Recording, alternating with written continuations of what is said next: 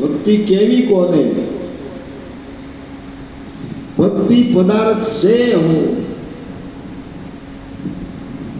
ભક્તિ પદાર્થ જેની પવિત્ર વાણી, જરાય કોઈને ન અડે એવી વાણી. વાણી છે એ જીવનનો આધાર. બીજું કે સરળ સ્વભાવ નમન કુટિલાઈ યથા લાભ સંતોષ સદાય.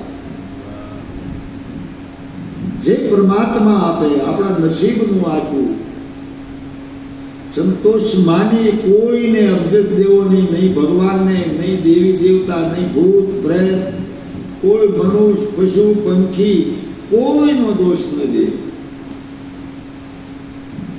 માત્ર ને માત્ર પોતાને જે મળે એમાં આનંદથી જિંદગી જીવે એ ભક્તિનો એક માર્ગ છે.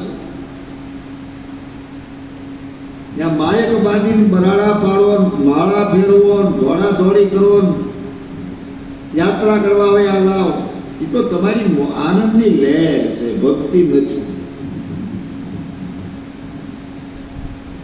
ભક્તિ તો એક જ કેવી કે કોઈ પણ ને આત્માને ઠેસ ન લાગે એવું જીવન જીવે, પોતે સહન કરી લે પણ બીજાને ન કહે. આના નામ સાચા સંતો કહેવાય.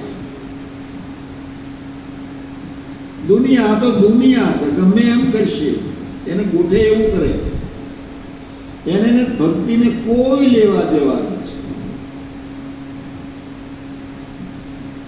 અવડી મોટી પ્રગતિ આપી, અવડી મોટી કાયા આપી, અવડી મોટું જ્ઞાન આપ્યું, એવા માતા પિતાની સેવા સવાર ને સાંજ,